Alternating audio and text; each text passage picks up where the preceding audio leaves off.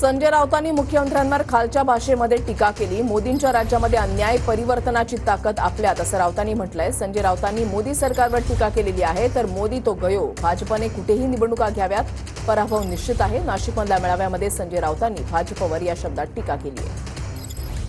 राज्यामध्ये परिवर्तन घडवण्याची ताकद जर कोणामध्ये असेल ती फक्त आपल्यामध्ये आहे। अन्याय म्हणजे किती अन्याय असावा या मोदीच्या राज्यामध्ये। बाळासाहेब ठाकरेंची शिवसेना, बाळासाहेब ठाकरेंची शिवसेना